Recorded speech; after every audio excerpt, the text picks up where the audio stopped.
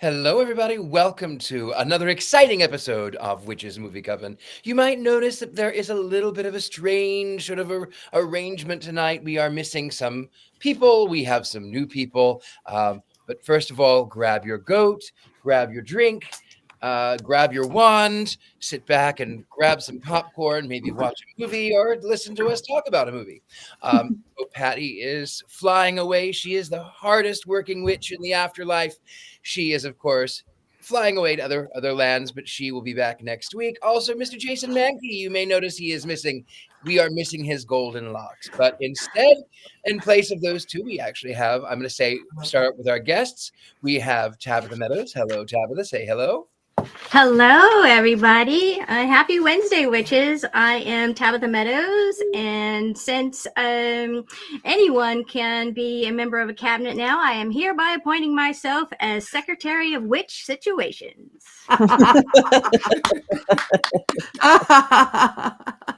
Very good, Tabitha. Very good. And then right over here next to Tabitha, we have Mr. Thumper Forge. Thumper, say hello. Hello, I am Thumper. I am backup Mankey. That is my kind of position. And then right up at top, we'll go right over here to Ms. Heather Greene. Hi, I'm Heather Greene. I'm the author of Lights, Camera, Witchcraft. It's the critical history of witches and witchcraft in American film and television. I'm a journalist. I cover the occult and witchy things in the media, as well as being an editor at Llewellyn. And I'm happy here to be dancing through life with my favorite coven members. And certainly not least, we have Miss Courtney Buckley. That's me. I'm Courtney Buckley, ghost bait on Scared and Alone. And if we're appointing ourselves as cabinet members, I will be the resident movie hater, except I am responsible for tonight's choice. So who knows? Who knows which way the tide's going to turn? I don't know.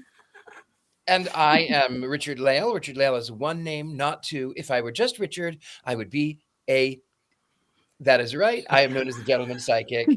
And tonight we have an interesting movie pick. I hope that all of you at home watch the right one. I hope that you didn't watch Ghost, because that's next week. I hope that you didn't watch the number one, the first Exorcist, or the 35 billion other versions of the Exorcist that exist. But no, we are going to be reviewing The Exorcist Believer.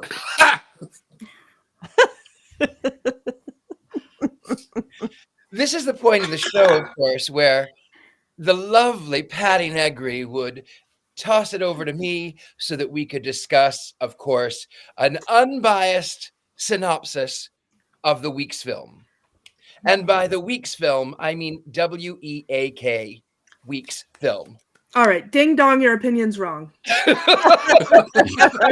Oh, whoa, we're getting started early. We're getting started real early tonight. So if for those of you who may not have ever seen The Exorcist Believer, consider yourselves lucky. And I will tell you now what the film actually is about. So if you like voodoo stereotypes and racial stereotypes and a plot line that is so easily deduced, you will love this movie. It is a story about a young family that go to Haiti. And then all kinds of voodoo ensues. Then I think it was an earthquake, or I don't know. I wasn't really watching. Something happens where the building kind of collapses, and she's at the young expectant mother is in the stairwell where I wished that I were for the rest of the movie. Oh! Nonetheless, this young mother does not live. And when the doctors are trying to save one of these beings, either the premature baby or the wife, he is, of course, wanting to save the wife. Now, that doesn't come into play until the end, but that I jumped ahead. So now we're going to jump ahead like 15 years or whatever. It felt like it, but jumping ahead 15 years, the girl is now a young woman. And she misses the idea of her mother. She never knew her mother, not in life. And so she will sneak in to her father's bedroom and go through the box of her late mother's belongings. And then, of course, this angers the father. No, that was your mother's, he would say. That's a special thing. You don't go into that box. Well, this young woman has a friend in school who is the quintessential daughter of a Karen. And they are, it's a young Christian family. And this young girl and the lead girl, they go into the woods to try to summon the spirit of the late mother, and instead summon a spirit of a demon, because that's really the way it happens in the woods. All kinds of craziness ensues. There's a choice that has to be made. A woman gets her eyes gouged out with a crucifix. One child lives, one child dies. And then predictably, the one child dies, and everyone is okay with it. Oh yeah, she's fine to die. It's fine. Nobody cares. It's fine. And the other one lives, and the father says, "Oh, but I love you, and we can make it happen." And roll credits. That's kind of it. That's what I have. So if that brought any clarity to you, great. If it did not give you clarity, you can either go watch the film or not. Really, honestly, that's my unbiased opinion. But you know who might give us a little bit more insight on tonight's film is the illustrious Heather Greene. Heather Greene, what do you have for us on tonight's show? I've got 5 things you need to know. 5 things I'm going to cover. I'm going to first cover a little bit about the movie itself, just a tad, because that's really all there is. Then I'm going to look at the franchise, The Exorcist. Then we'll talk about the cast, and there's some really fun stuff in there. And then we'll talk about magic and religion and what's happening and not happening. And then is there going to be a number 7? So first, let's talk about the movie. It was released in 2023. It was an attempt at a reboot of the Exorcist franchise after being gone for some time. It was directed by the guy who rebooted Halloween. And his name escapes me, David Gordon Greene, I believe. And it actually did financially pretty well. I think it was about 30 million, and it got about 137 million in world and US, which actually is not bad. But it was panned at the box office. Nobody liked it. And it was also there was another note I had about the movie that was interesting, but I think I'll skip it because if I forgot it, it probably wasn't important. So the second one is, let's look at the franchise. So as I think Richard-Lael said, there are about a bazillion of them. I think that number's a little bit exaggerated, just a little. There's actually 6 currently. The first one was in 1973. That was original Exorcist. It was based on a movie. It was based on a novel. Released in 1971, just shortly before. And it was written by William Peter Blatty. And then that actual novel was on the New York Times bestseller list for 57 weeks, which is why it was picked up to make the original movie. The movie was successful. So, of course, when a movie is successful, what does Hollywood do? They make another one. In 1977, Exorcist 2 came out. It was panned. Horrible. They stopped. Then they tried again in 1990. Why do you think they tried again in 1990? What was going on in 1990? Satanic Panic. Let's make devil films. So, of course, it comes back. They try Exorcist 3.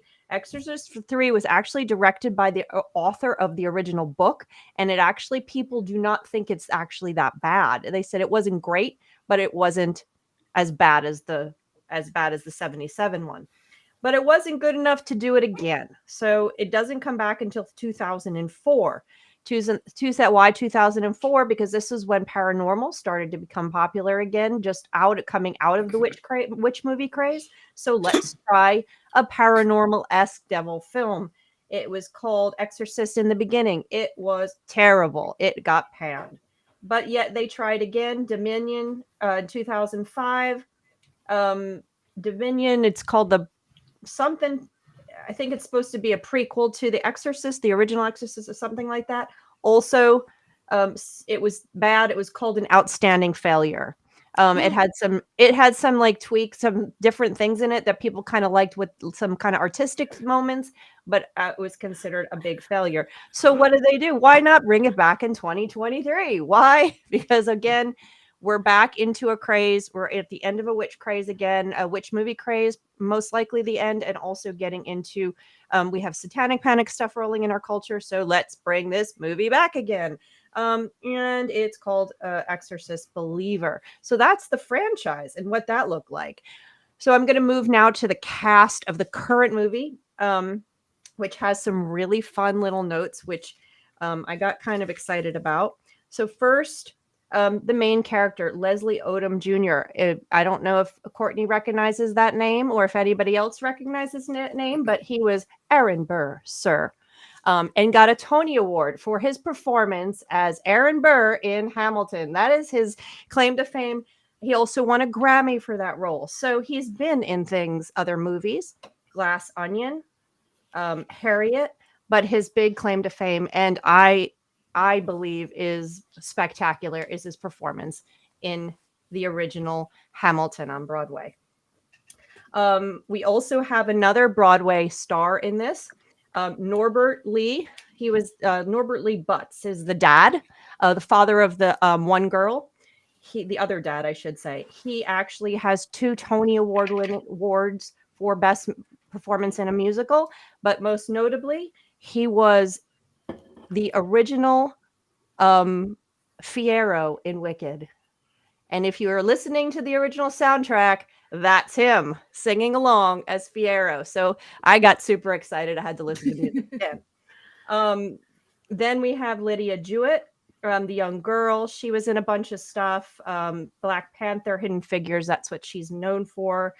You also have Anne David, who every time I see her, I can't not think of Handmaid's Tale because that's what she was in. And it's hard to not remember her character of Aunt Lydia in that. But she's been in a ton of stuff. Green Card, Lorenzo's Oil, Hereditary, Philadelphia. She's been around forever.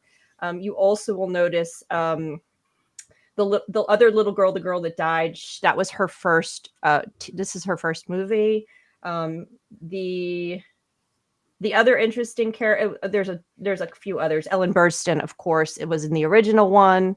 She's back for a cameo, as is Linda Blair, who shows up for a very short cameo right at the end. Linda Blair, of course, was the original possessed girl from the original movie. You have a few other notable characters. The one priestess, she is a choreographer. And let's see, who else do I have on here? And the mother, Olivia Nettles, I believe, she's a country singer. And so I don't know if people will know. So we've got an interesting cast of different backgrounds, which I thought was kind of neat. So now I'm going to skip to number 4, magic and religion. What I thought was interesting here, and these are just a couple notes, you have a lot of representation of religion and magic in this in different ways, not always so great. Of course, there's a negative slam against paganism early on. Trying to find the quote. Pagan activity or talking to the dead, that quote was mentioned in a negative light. Of course, you have Haiti mentioned in the beginning, connected to, and I really, if you don't know Hollywood's history with representing Haiti and Haitian religion, it might not bother you as much as it does me. But if you read my book, you'll know why it bothers me so much. It is a history in this country as well as a history in Hollywood to treat other Haiti in such a negative way that it significantly affects our country ideas about what Haiti is and what Haitian religion and spirituality is. So it really bothered me they used Haiti for that. It wasn't really necessary. They also have a representative root work and hoodoo. They have representative Catholicism and Protestantism and a number of different Catholicism. So it's interesting that they kind of melded all this attempt to sort of create this like UN of religions, sort of, to try to force the idea of let's get along, everybody, and we can conquer the demon. So we can discuss if that works or not at a later time. But that's sort of what you have going on here with religion. It's sort of a weak attempt to bring everybody together and hold hands, kumbaya, and religion. And yet at the same time, they knocked paganism and witchcraft and kind of didn't include that.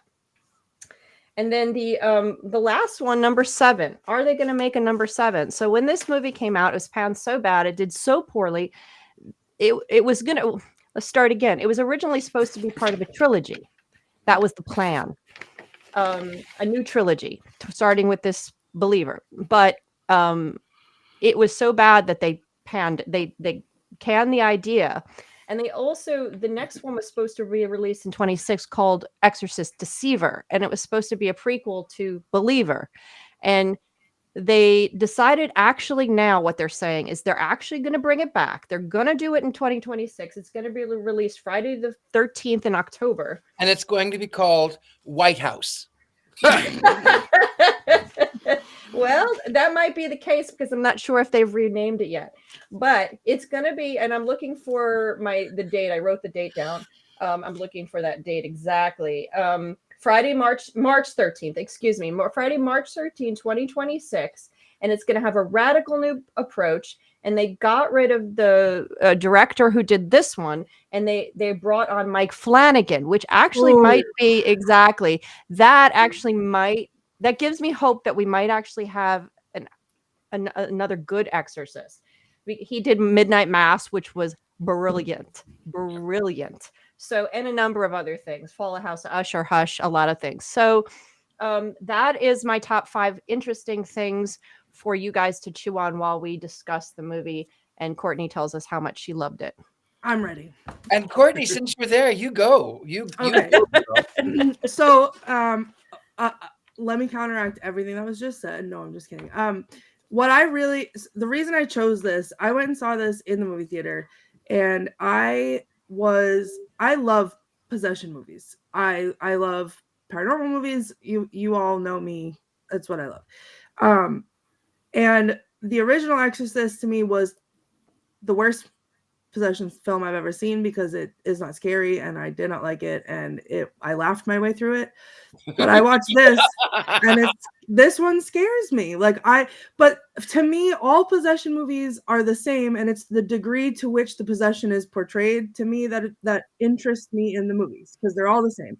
So when I went and saw this one, my first thought, I think the first thing out of my mouth when it was done, was that I thought it was so interesting. So it worked on me, Heather, but I thought it was so interesting that it was not, oh, it's a possession, call the Catholic priest. And instead it was, oh, it's a possession, call everyone. And so that to me was such a different take on, and I haven't seen every one of the franchise. I haven't seen every possession movie ever, but like in all the ones that I've seen and enjoyed, that's never happened. It's always called the priest. So I thought that was fun. I am not well-versed enough in other forms of magical practices to know whether or not, or to speak on whether or not it was portrayed accurately. So I refer that to minds that are greater than mine. But I thought it was interesting that, especially from like a parent's perspective, you'll do anything to save your kid. So it doesn't matter what I believe, bring in everyone, because something's got to work. And, in my younger days, and again, by no means an expert, but I took a demonology class. And one of the things that I learned in taking that demonology class, we broke down all different religions, and we broke down all different religions to find out, like, where did possession or demonology lie within each religion. And to me, from everything I saw, it all boils down to the same thing. So, everybody calls it something different. Everybody has something different going on with it. But like that piece of it, and I have this listed in my quotes, but when Chris, I think is her name, the original lady, she's talking about how she studied exorcism and, everything, it's about the people, religions, it's all, everyone has their own things, whatever, but it all boils down to the people. That to me felt like it gave it a little bit of oomph, something different. And it was scary towards the end. I liked the whole ritual at the end. I thought it was really interesting to look at. And, it was similar but different with all the other rituals that they had going on and how they all came together and sort of just kind of accepted what each other was doing. So that's it. You all can be the haters. I love this movie. I will stop for a minute because I think you need to read Colin's. I'll read it. It says, what this franchise needs is the next movie to be about the demon possessing a Christmas tree. Yes, take all my money.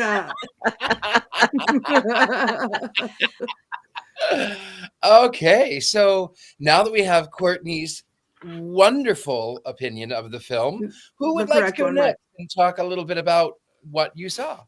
I have some thoughts, and they are mostly uncharitable. But the movie opened with a shot of two dogs fighting on the beach in Haiti.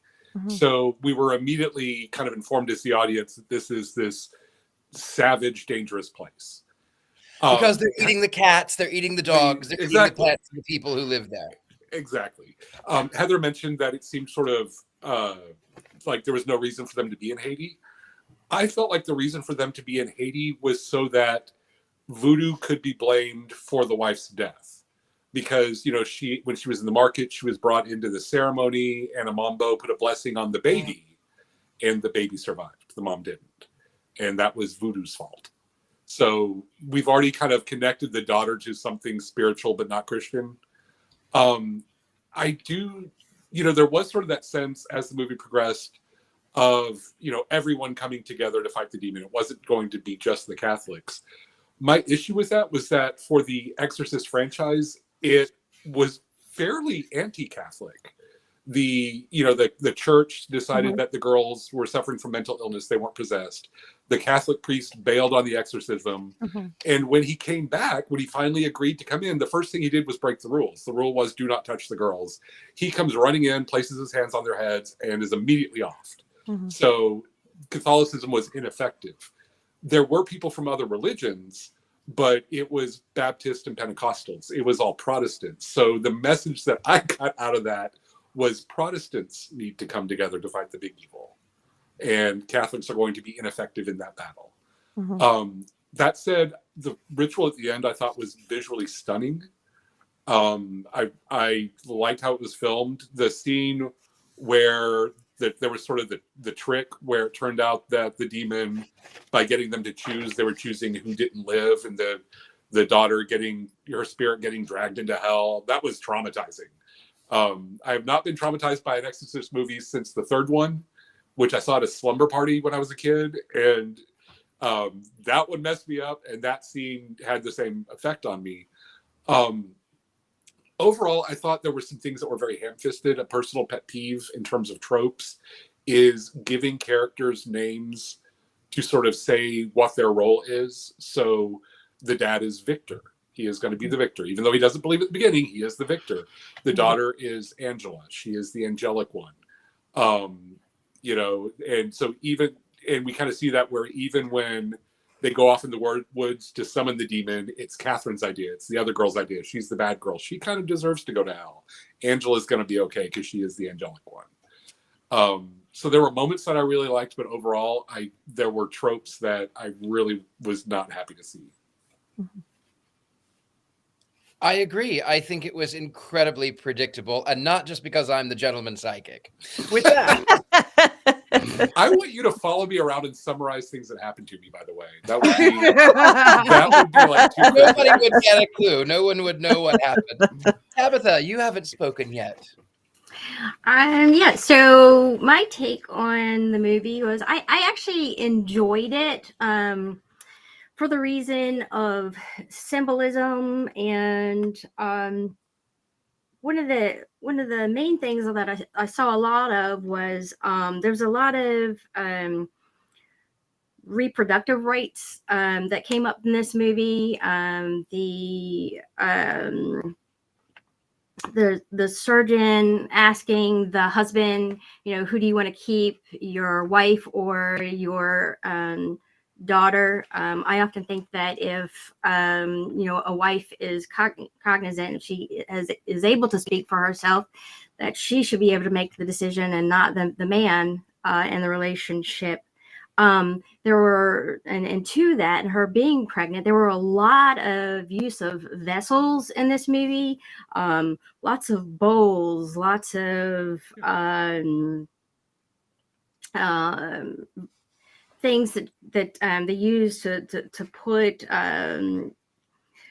liquids and such in. And another thing that they kind of followed through with was there was this little obsession with feet. At the beginning, we see the priestess. She sprayed this substance onto the mother's feet, which I don't. Someone can correct me out there if I'm wrong. I don't think that is a normal practice for that. But when you think about feet, you think about grounding, and you think about, something from the lower realms being able to come up through and into the feet. And I swear that I heard one of the ladies scream out Legba.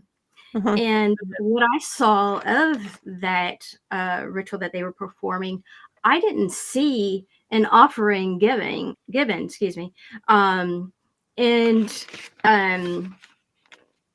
voodoo, with their main, the primary goal with them is to serve spirit. I'm all about that, and that's a beautiful thing. But in that, when you go to take something or do workings with the spirit, usually you want to bring an offering. And I kept going back over that first viewing, and nowhere in there did I see an offering for anyone. And so when the lady screams out Legba, Legba being usually a gatekeeper, for it could go one way or it could go another, his choice, however he might be feeling. But it could be that they might get upset, and it would depend on him. Generally, he likes coffee or tobacco, and I was desperately looking for something that might have been in there, but I didn't see any of that. So then a little bit later, after that happened, there was a point in there when the girl had been entered and taken over, and she her father had come into the bedroom, and he thought she had Soiled herself. in her bed. So he's like, okay, let me take care of you. Let's get you in here to the bathroom. And one of the things he mentioned, he brings up again, is feet. He says, how are your feet? And I thought that was kind of interesting. And then next thing you know, we're looking at the bath water, which is now the kind of soiled color that what looked like to me is what the lady had spit out onto the feet of the mother. So I just some things that I noticed that I thought was interesting, and how they kind of tie things and keep weaving things in there, where they and just like Courtney said, I am no expert. Matter of fact, the more I know, the less I know in this world. I am no expert by any means in voodoo, but it is far from what they portrayed in this movie. So I couldn't agree more. Heather Greene, you have not really given us much of a story. Oh, I haven't. Whether I liked it or not? Yeah, what is your take on it? What do you think? So you know what? I think this goes into the category of I didn't mind it. Actually, I enjoyed watching it. Just on a surface level, it did. I liked the production value. I liked the basis of the story, the possession aspect of it. It isn't my favorite possession story, isn't my favorite paranormal story at all, or a movie, but it wasn't like I was running away from it horrified that I can't believe I'm watching it. However, I think what they were trying to do, my take on this whole discussion of religion and the representation of religion, I do agree that Haiti wasn't necessary. They didn't have to use Haiti. She could have gone to a voodoo ritual in the United States or somewhere else, anywhere but Haiti, only because of how Who's here? we conjured somebody. You did. You conjured me up. You conjured. Greetings from Sydney, Australia, everybody. I miss you madly. It is so lovely to see your beautiful face. Thanks. I just had to pop in for a second. I'm on a little tiny break. It's beautiful here. And I won't interrupt. I just want to hang out and look at your we pretty love to hear from faces. you. How we hear that you had to stay at the airport in Los Angeles for some time. For days. I think it was a 14-day trip, I think, getting here. But it was lovely. I was luckily in the lounge, so it was great. And that's it. It's beautiful here. Perfect weather, because it's kind of like LA in a lot of ways, Sydney. It's just kind of perfect all the time. And that's it so far. But I didn't watch the movie, so you guys keep talking about the Well, movie. I'm just going to stare at your pretty faces. I'm going to give you a little fill-in, Patti. So Okay. Heather doesn't mind it. Courtney liked it. I didn't like it. I don't know if Tabitha and Thumper enjoyed it or not. They didn't really say. There was one way or another. You can choose one to vote with. Just on the notion, you vote for Witches Movie Coven. You can vote for that. Well, wands or whatever. And Patti, of course, we vote for you.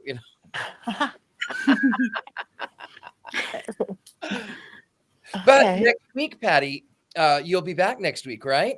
I will be back next week. I will be back. It's Thanksgiving week, or whatever you want to call it, Indigenous People Day, this day, that day. And we'll be doing Ghost next week. My movie. Yes. I can't wait. We had to wait for you. I know. Thank you for that. I appreciate that very much, Heather. I appreciate it. And it's so good to see you guys, Tabitha and Thumper. All right, Thumper, thank you, Patti. You guys check out, I don't know if you talked about he's on this week's episode of The Witching Hour. He's fabulous. Yeah. That's awesome. It was a blast. I had a lot of fun. Yeah, you were fabulous. So, all right, I'm going to be quiet and listen to you guys. I have a few Okay. minutes. Love you, Patti. Love you. Hi, Patti. I was gonna go. I'll jump back in if we're talking now. Yes, don't know. jump. Can you see me still? No, but we can hear you. Oh, There you there you are. are. Oh, okay. I thought maybe I froze. So I'm going to jump back in and just say I think the discussion of the religion in this movie is very interesting, as it always is. And there was recently an article, and I can't remember in what outlet, about why religion makes such a good subject for horror. And I think one of the things that we've seen in horror, in most horror films, especially possession films, is they are dominated by Catholicism, and even when they try to work in other religions, which they try to do here, it still is very dominated by the Catholic constructs that we all know, which is part of the problem I had, which I also agree with you, Thumper. I thought it was really interesting that the Catholic Church failed. They're the ones that usually don't. They failed. And so I thought that was interesting, but I felt like their attempt, again, Haiti wasn't necessary, but the attempt of adding in voodoo, adding in root work, which I don't think she was different from what was going on. I don't know. We don't know exactly their specifics of the different religions that she practices. I was trying to narrow in on that. The nun, the Protestants, and then the atheists, because Dad's an atheist. Remember, we had him too. So we have this kind of, we all have to come together motif. And it's admirable, especially that's something you see more in witch films and paranormal films and occult films in the 2000s. So it's a little late for that. But the question is, did it work within a story that's traditionally very Catholic and still has sort of a Catholic undertone structure to it in a slight way? I think that they were aiming for something good. They were aiming for positive representation. The fact that they even got what they did is actually a step forward, especially for the African Caribbean religions. You typically don't even see them, so having them there at all in a positive light, in an attempt at a positive light, is a step forward. Was it right? I will leave that to practitioners. How right it was, how wrong it was, I'm not going to say. But the fact that they tried to do it in a positive light, to have the priestess there, to have she was called a doctor, I can't remember her last name, to have the doctor there, and I took that voodoo ceremony at the beginning not as a spiritual blessing and not as a negative thing at all. She was getting a spiritual blessing for the baby. And in my understanding is that is what saved the girl and kept the girl throughout her life and actually made it possible for her to survive the demon and be the one that was kept. It was they did flashbacks to it right as that was happening. So that was my take. The negative part of Haiti was the fact that they just used Haiti, and it was just can we please just have a representation of Haiti where it's actually just not connected to some kind of spirituality that's stilted in the way it's presented. It's a Hollywood legacy thing that bothers me. That's a whole nother lecture I can give for 2 hours, but I think it's really interesting they tried. I don't know that it worked. I don't know it was strong enough. I don't know if I don't know if they leaned into it enough. I don't know what about it really bothered me. It just felt weak. I felt like the representation of the root worker I thought was good. What was that? I thought the representation of the root worker was very positive. And the ways that she was sort of introduced was the nosy neighbor had kind of brought her in. And just reading a little bit about the film, he was actually Pentecostal and, had this whole story about his sister, and she tried alternative things. And that's how he knew the root worker. She was an oncologist. She just sort of had this as an addition to her practice. When they really introduced her, it was when she was collecting graveyard dirt and was taking the time to explain that she was leaving offerings because if she's going to take something, the spirits need something first. And she was really shown as an equal to the other people involved in the exorcism, which is not always what happens to the magical practicing person of color in a horror movie. And, but she was, on the same footing as everybody else. And one of the scenes I loved, and this is just me being a catty gay person, was they had the 2 candles lit for the 2 girls. And, the 2 girls flatlined, and then Angela came back, and then Katie didn't, and everybody was confused. And the root worker just kind of reached over and pinched out 1 candle. And I was like, oh, that was shady. I liked that. She already knew. But what I thought was kind of interesting, too, is that Katie, the other girl, all along which one is going to die. You just know all along. And then, of course, she gets the inverted cross on her forehead. And, ooh, spooky inverted cross, which is actually the cross of St. Peter. So I'm like, come on. I'm not Catholic, I know this. Come on. I did like the candle. I thought that was kind of interesting. The root worker was my favorite character of all of them. Everyone else, I would have been fine if they died. I liked that Chris MacNeil survived, though, because so often in horror franchises, they will bring back an iconic character and then immediately off them. And bad things happened to her, but she survived and she got to reunite with Reagan. That was kind of nice. I also want to hop in with the Christianity failing. I took it a little bit differently because I think the priest is following all the rules of the Catholic Church, which are ridiculous, and they're telling him, he goes to them and he says the same thing about community. I need help from all of you. Because I really passionately believe this, and these girls are in trouble, and I need help from everyone all together. And they're like, nope, sorry, red tape this, we don't sanction this, blah blah blah. So then now he feels like he doesn't know what to do, and he can't come, but he wants to come give the warning. But then he tells the former nun, what to do, and then he sits in his car like a coward. But she has this coming to power moment. Everything happens for a reason. Girl power. Here I go. The women aren't supposed to do that, let alone non-sanctioned people. But she's like, I can do it. We all can do it together. It was that coming to power moment. Good for her. She believes in her faith and she believes in herself. And then they're all doing their thing. And then the priest comes in like he's there to save the day. And he's like, here I am, man of God, and I'm going to do all the things. Then he does the wrong thing and he touches the girls and he dies. Good for him, because he should, because he was not there to save the day. But it doesn't mean that Christianity, to me at least watching it, didn't mean Christianity lost. It meant like he was like selfish and he was not there. Like the nun fully believed in her faith and I think represented the good side of faith beautifully, and she was there to help and to be there and to rally everyone together. And then she went in there like a bad you know what, and I was like, rock on, sister, and get it and do it. And she did, and I thought she was great.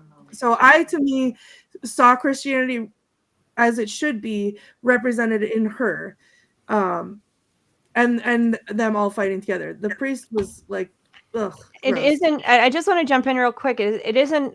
It's not that Christianity was failed. It's the Catholic Church, the entity, because they're Right. the ones who said that's the distinction. Because you also did have the other minister there who showed up and was trying to help.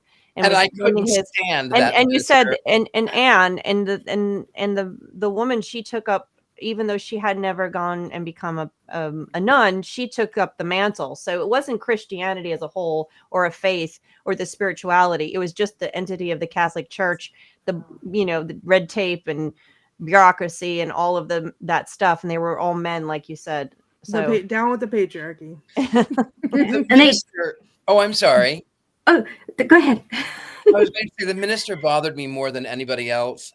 He was so sort of, and there was nothing. It was just, well, in the body of Christ, and we look down in the book of John, hallelujah, the body of the blood, the body of the blood, the body of the blood. I was like, no wonder this girl is possessed. I would be too. That is the most awful thing to sit through. Just boring. At least if it would have been a real Pentecostal church, you would have had maybe some good music, someone rolling around on the floor or something. Speaking of, you know what? One little thing that really bothered me was when Chris MacNeil comes back and, she's this expert on exorcisms and they're like, oh, you're an exorcist. And she's like, oh, no. I just have studied it extensively and written a book and I know all this stuff, but I am not an exorcist. And the second she's left alone with the possessed girl, she tried to exorcise her. And so she kind of got what she deserved with the crucifix to the eyeball. Because, like she knew she couldn't do that. She knew she didn't have the training specifically to do that. And you know what? I totally agree, because I'm not an expert. I took one demonology class and I've watched as many possession movies as I can consume. But even I know that you do not talk to it directly. Like, so every time they start doing that, I'm like, stop talking to it. Like, do not answer its questions. Everybody knows this. Yeah. Just like don't go into the barn at night where the wood chipper is. Right. Exactly. Fun fact, I got ordained. This is a fun fact about me. I got ordained as a minister on the Universal Life Church, or at the Universal Life Church. Yep. The reason I did it, though, my brother and I both did it. The reason we did it was to give my mother exorcism. So I used to have the rite of exorcism bookmarked on my phone. And when she came home and was in a bad mood, we would get like a little cup of water and we would like whisper in the corner and like bless it. And then we'd spray it at her while I yelled the rites of exorcism and she'd get mad. And then dump the water out. And we'd look at each other and we'd like very serious. We'd be like, we've angered the demon. And then we'd go back and make more holy water. So that's what I did.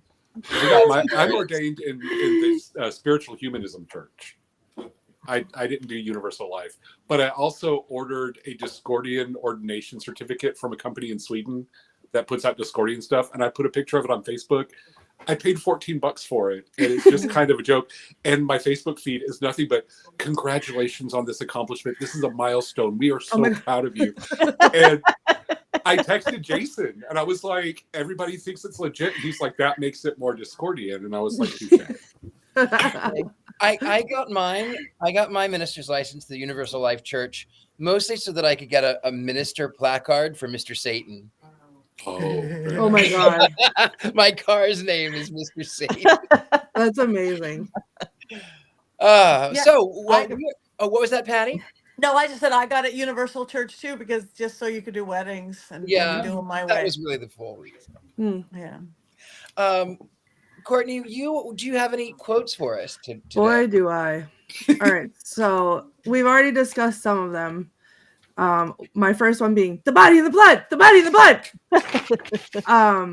And then my favorite one of the whole movie, which scared the living daylights out of me when I was watching it, when they were like, God played a trick on you.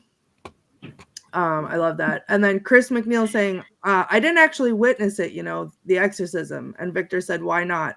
And she said, my opinion, because I'm not a member of the damn patriarchy. I was like, there it is.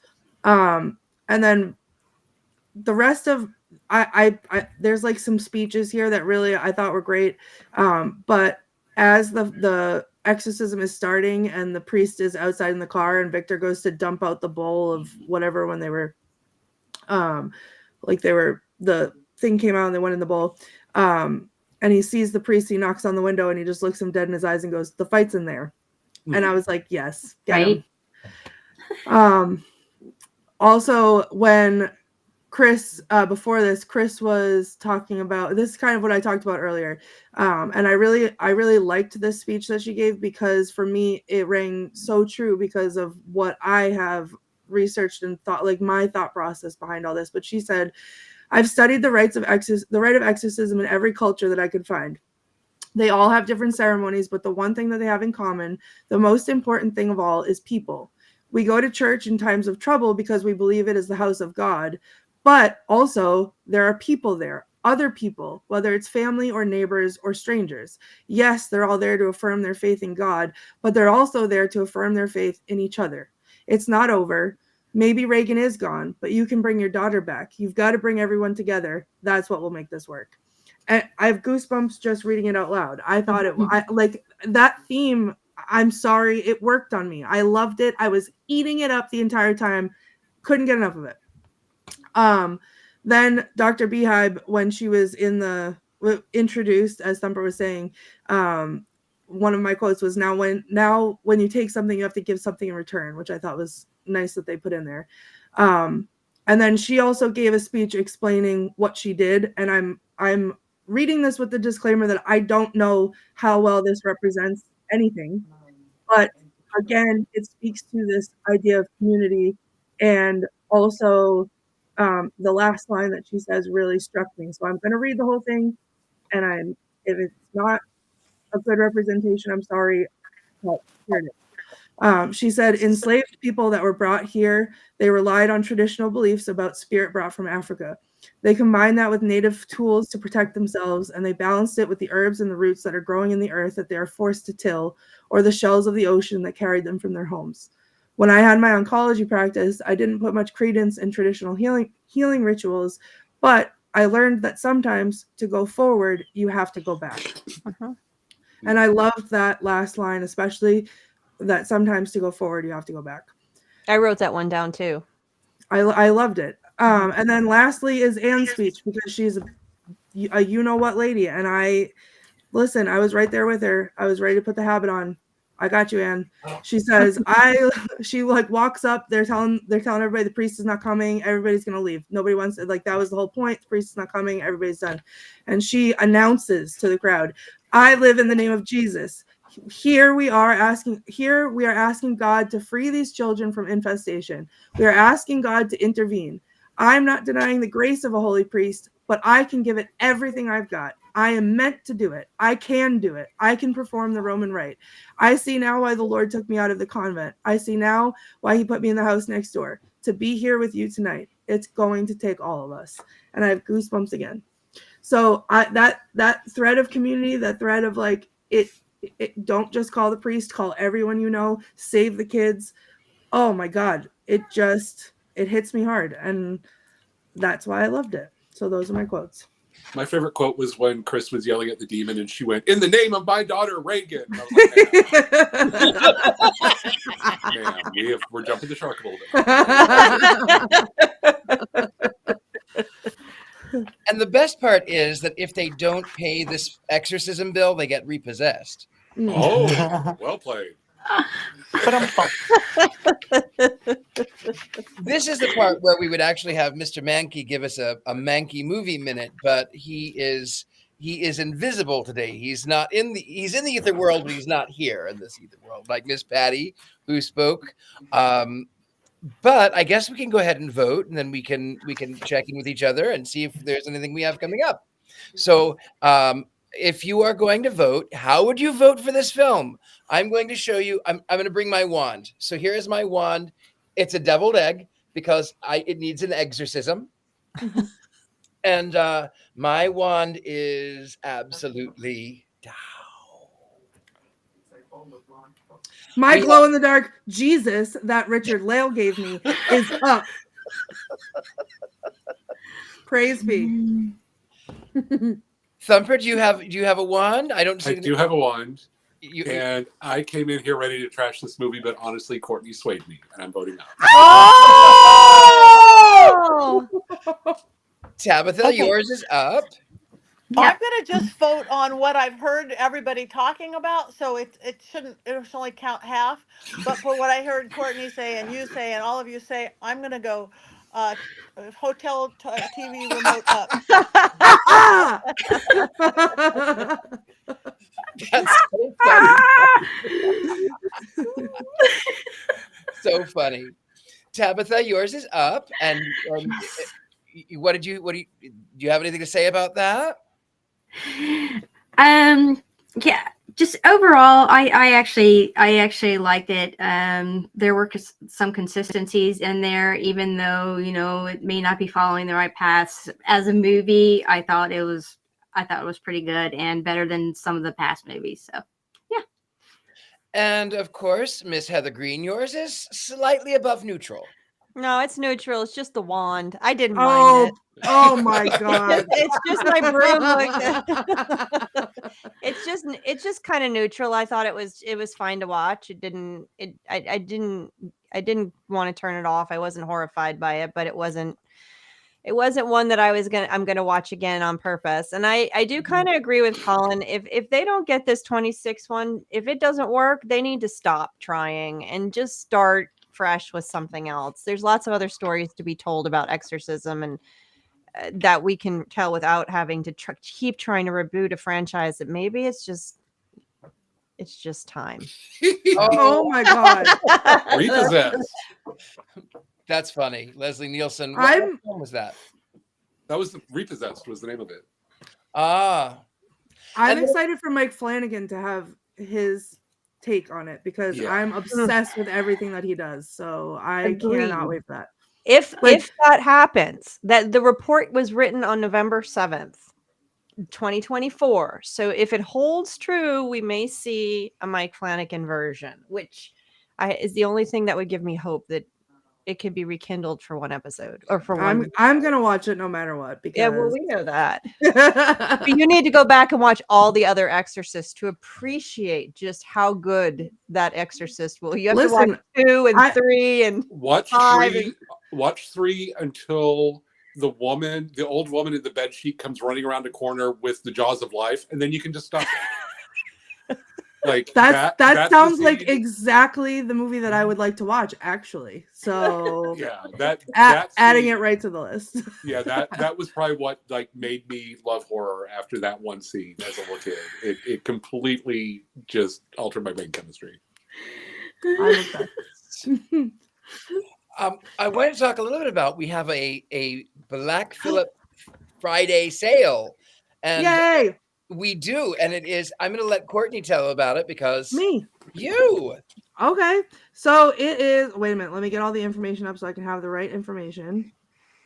It is Black Phillip Friday. So for Black Phillip Friday, and on mysterycontrol.com, you can use code BLACK for 13% off. And that way you can support us, your favorite Witches Movie Coven, your own Witches Movie Coven. You can be like me and buy everything on the website and own all of it and have your entire wardrobe be mysterycontrol.com, because that's what I do. And you can get your own Bling Phillip. He's right here. So use code BLACK and you get 13% off Bling Phillip on Black Phillip Friday. That's so exciting. That's where I'm doing all of my Black Friday shopping, there and only there at mysterycontrol.com. See, I could not have done a better commercial. We've got about 5 minutes left. Patti, since you are here in this world, what do you have coming up? I have a couple of really fun things coming up in December. The first week in December, anyone who wants to go anywhere near Texas, I'm doing Old Park Hotel with Natalie, my partner in Paraflix. We're doing, you could spend the night in this very haunted old West cowboy in the middle of nowhere, Old Park Hotel. It's really fabulous. You don't have to spend the night. There's options of staying the night or just doing the investigation. That's the first weekend of December. And the second weekend in December, I'm going to be in the kind of central northern California at another Spirit of Christmas haunted old town, mining town, because that's all we have old on the West Coast. You guys back east you got all sorts of old things. We have cowboy towns, so that's what we're doing. Awesome. But both of them, find it, come on down. And here's your Oh, and book, my new Patty. book, you can order Dollcraft now, pre-order. It's not coming out until next year, but you can order it now, and that would make me very happy. Yay! And My Patty, beautiful editor, Heather, right there. I'm so excited. Patty, you said Oh, you're going to be in Texas. I wanted to tell you, there's only two things that come from Texas: steers and all my exes live in Texas. Oh, You all thought I was your going clear, exes didn't you? live I in know you. I Texas. know you did. I know. You I did. I did. I thought that. Apropos of nothing, but I'm in Texas, Yeah, Thumper's in that's good. Texas. and we're all out of steers. Well,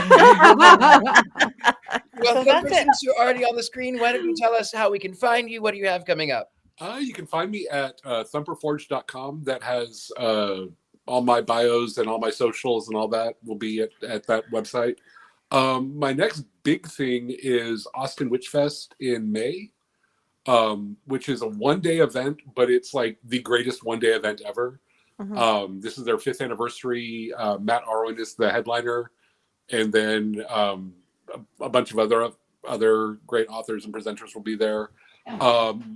Coming up immediately, I will be at a little shop called Pixie's Intent on December 1st for their monthly psychic event. So I'll be offering readings there. And then fingers crossed, I've got a book coming out sometime in 2025. Yay. Also with my illustrious editor, Heather. Heather Greene, since you are waving, why don't we? What do you have coming up, Heather Greene? Absolutely nothing. The only thing I am other than my articles and the work I'm doing, I have nothing, new events. I just got back from Conjuration, which was great fun. And the only thing I can think about right now is going to see Wicked on Friday. So talk to me next week. Very good. Ms. Tabitha? Yes, I am Tabitha Meadows, medium and psychic, and you can find me on Facebook for private readings. I don't have anything coming up, but just a bunch of sleep into the new year. That's a lovely plan. Courtney Buckley, how can we find you? What do you have going on? I am at the Themes on all the socials, including Twitch, where I play horror games, and you can play along with me. Nothing coming up except, like Heather, I will be crying and sobbing and scream singing Defying Gravity until my eyes can consume Wicked on the big screen. So that's it. Living, breathing, Wicked. Dancing From through now until life. next week. We're Yeah. dancing through life. Love Yeah. it. Also, maybe planning a trip to Atlanta in December when the sing-along version comes out. So Heather and I can go cry and sing together at the same And time. maybe Patty could join too. Wouldn't that I'm be? going to join too. I can't wait to see it. And right now it's playing, the live stage show is playing at the Pantages.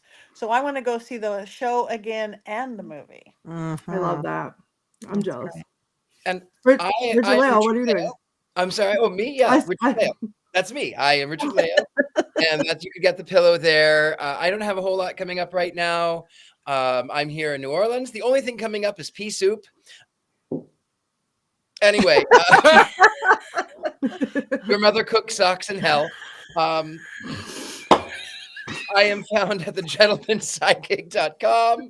I am also on Scared and Alone. I am at University Magicus. I am so easy to be found.